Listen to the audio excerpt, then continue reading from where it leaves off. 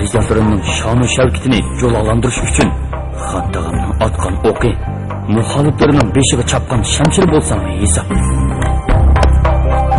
Hamini bir o'lib, xonning yuragi allaqachon qardab bo'ldi.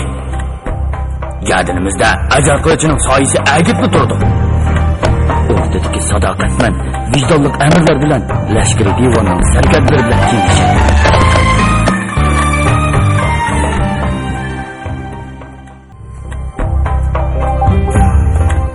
Jasoratga toyinib cho'ng ishlarni vujudga chiqarg'il bo'lsaydi, bu yerda kengash qilib o'ltirmas edik. Janobi amirlar, mana bu saltanatimizning osiysiga obdanroq nazar selisizlar. Har niyat kishining qanday bo'ladiganligini bilgichiligimiz bor. Ol baxtiqora qochqin shahzoda bilan qanday maslahatlarni qilishganliginglarni xo'pmi anglag'im bor.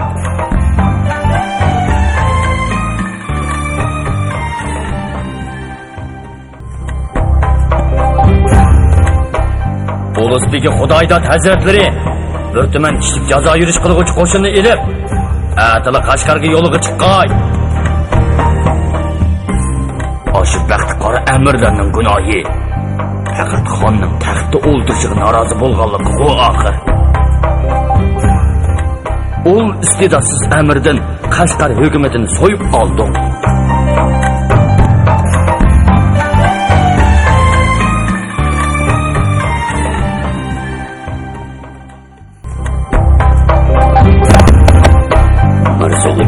Oliylarining bir tuman otliq lashkarining ko'magiga erishgan bo'lsam, seni bo'shag'imsan bo'lmadak. Yaratgan egam, to'rt tog'dan tutib yaratgan ul bandasiga omonatni har qachon erishga haqlidir. Mirza Ahmad Andijoni xonga osiylik qilganni ozdab, Mo'g'ulistonning sarkarda lashkarlarini Andijonga boshlab keldi.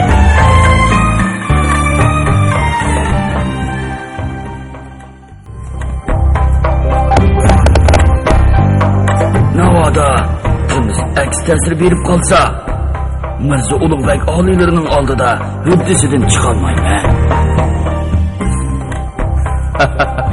Sizlarni aldab nima qilay hazratim? Ishonmisizlar? Chiroyimga sapchilib baqdilar. Qashqarga avatgan oyg'oqchilarimiz texi atigan ma'lumot ilib keldi. Qashqarning ahvoli yaxshi emas, to'g'ri hazratim.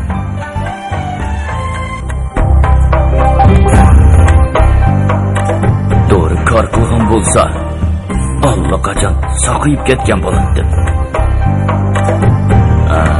Amirzod Said Ali olibga yetkazinglar.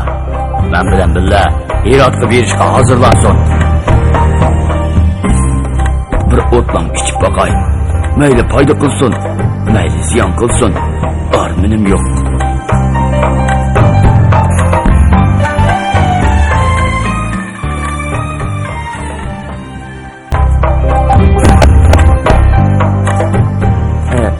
Undaq bo'lsa, darhol Samarqandga chaparman men G'uzayli. Ilib orqamizdan yassin.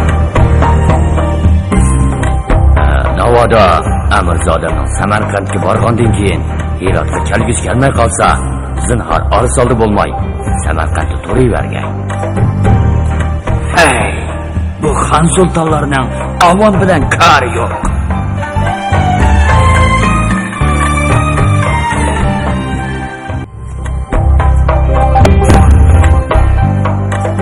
Aqsudan ayg'oqchi keldi ana hazratim.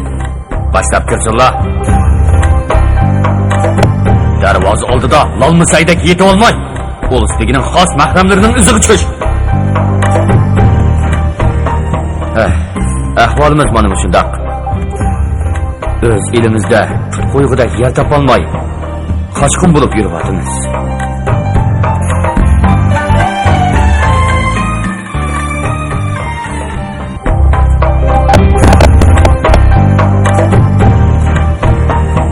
Voy, nimachi bezang odamsizlar? Dedim-ku lozim emas deb, darhol yonsizlar, kesilar bo'ldi. Assalomu alaykum ana. Salomat turdingmi? O'g'lim, chekirim.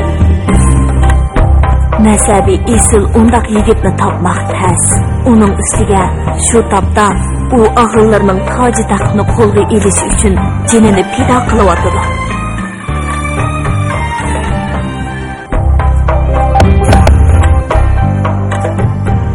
Şahzoda oliylarining himmatiga tashakkur. Menga ko'rsatgan bu mehr shafqatlarini bir umr esimda tutaman. Almisaqdan tortib, hech kim to'ychini ov g'animatlari bilan hozirlamagan bo'lg'iydi. Turkiston qanchalik bir yer edi. Qudratli lashkarlarimizdan bir pashvoyig'imi yaramaydi.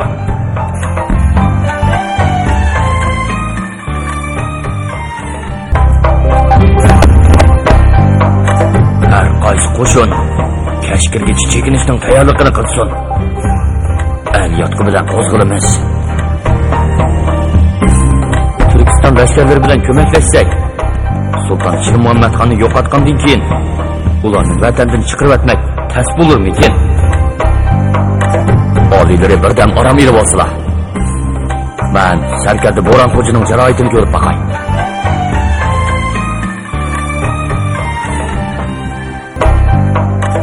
Rahmat. Hozirli yonaman Amirzodam. Malikamning oromini buzib qo'ymay yana. Mushu xizmatkorlarni qachon bo'lib oldi? Yangi choy damlab kiringlar desam, hech kirmayotdi. Ko'ngil degan-ku shundoq narsa azali. Uni har qanday qilibmi ta'qib qilib olg'ilib bo'lmaydi.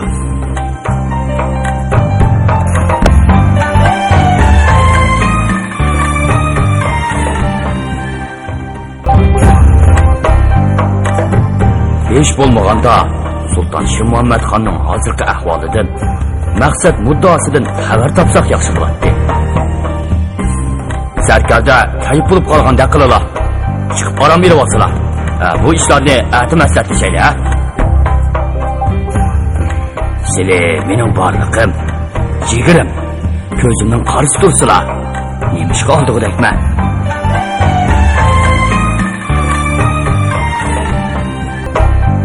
Qumul Noib Amri Supurgi Mirzidan jiddiy ma'lumot keldi. Ma'lumotda deyilishicha, Mo'ng'ullar bor suyunni besib berib, Qumulga tahlika silib etibdi.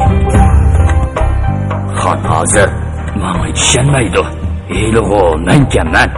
Yaqinlarga ishonmaydi. Xon ig'ir kasal bo'lgan ahvolda qurultoy chaqirish orqali xon almashtirish azaldan bor qoidaga.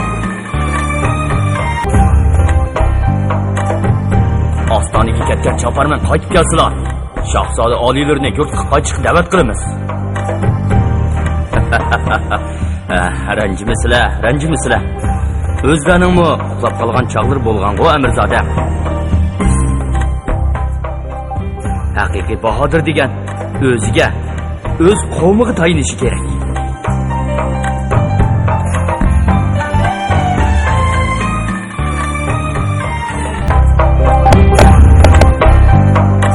Amir Supurgi Mirza janoblari butkul qo'shinning yondosh amir lashkari bo'lib, Xalifda turg'ay.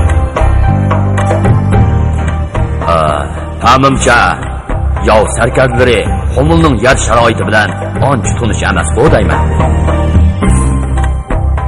Biz Handakning bu tarafida turib, yov lashkarlarini jangga undayli. Yov lashkarlari bizni qo'g'lab ot solgan hamon biz chekinayli.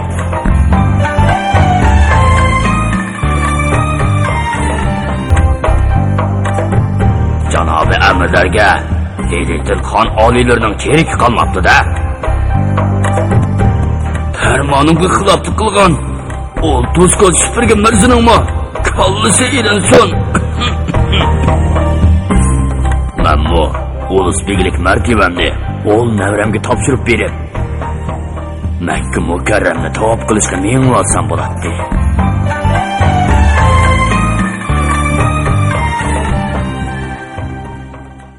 Yozg'uchi Yosinjon Sodiq Cho'g'lonning Bahodirnoma nomli 6 qismlik tarixiy romanining mushagicha anglatdik. Davomini atki programmamizda anglag'aysizlar. Janobiy sarkardalar Turshovullarni boshlab hujumga o'tgan. Lekin yog'ibak yiqilishib ketmagan. Farmon bersizlar buyuk xon. Dushmanlarimizni xuddi cho'p o'rgandek o'rib, ortlarimizga petqib yutaylik. Muborak bo'lsin Amirzodam. Mo'g'ul xonga xizmat qilish sharafiga musharraf bo'ldimi? Ranjimisizlar, o'zida topgan bola bu.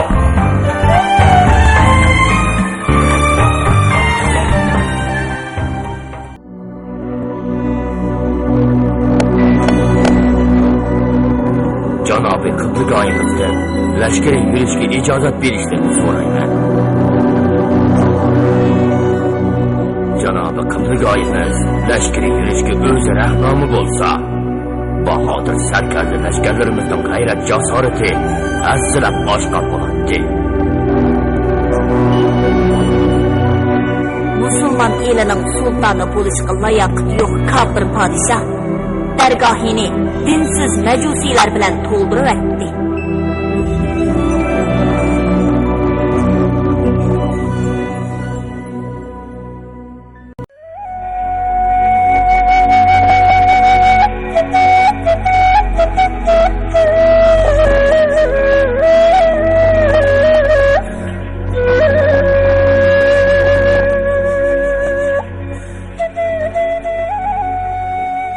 Turpan shahri yoz quyoshining taftida xuddi dabxoni etilgan to'nurdek ham timiq ham haroratli edi. Shahar aholisi chidg'usiz issiqdan daldillanish uchun kemir uylariga, gaminlarga bekinishib olgan bo'lib, ko'cha rastlar va ayni kecha jimjitligiga asir bo'lgan edi. Do'konlar, sarabxonalar, ustaxonalar, oshpuzlar xaridorsiz. Ushshaq tijoratchilar, hammallar, madikorlar, hojatmanlar, bekor talablar, hatto tilamchi soyinlarmu o'zlarini soyiga daldig'i ilishgan edi. Shaharning Uchko'rik mahallasiga joylashgan Amir Kabir qasrdimu xuddi shahar rastillaridagi o'xshash jimjitlik hukm suradi. Ammo bu jimjitlik bugungi tinchlik havoning ta'siridan emas edi. Bu qasr Amir Kabir Shirali o'g'lan qazo qilgan 2 yildan beri mushundoq jimjit, mushundoq sukutlik edi. Amdili 35 yoshdan oshgan bo'lsa-mu, juvonlik nazokatini yo'qotmagan sulton xotin bu 2 yildan beri uchsidagi qorilik kiyimlarini tashlamagan bo'lg'achqa, qasrdagi cho'ng-kichik xizmatkorlarning hammasi teqicha qorilik kiyimlari bilan yurishadi. Unlik so'zlashmaydi. Ovoz chiqarib kulish emas, chiroyiga kulki yugurtishdimi qattiq hazar aylashadi. Amir Kabir qasrining tashqari sari bilan ichkari sarining o'ttirisiga joylashgan ara hovlisiga o'rda beg'idan qilishmug'idek darajada bog' bino qilingan edi. Poytaxtning sirtidagi korislardan boshlab kelgan suv bilan shaharni sug'urish uchun elingan o'stang dal mushu ara hovlining o'ttirisidan kesib o'tadi.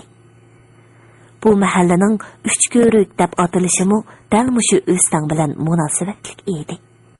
Bog'ning o'ttirisiga 3 tanab kelgudek cho'nglikda ko'l chepilgan bo'lib, o'stang suyi mushu ko'lga eqib kirgandan keyin ondan sirtqa chiqadi. Ko'lning kungay tarafidagi Uyg'ur me'morchiligi uslubida ko'rkam yasalgan ravoqning ko'l naqshlari sup-suzuk ko'l suyida qaytgan nurda boshqacha julalanib ko'zni qamashtiradi.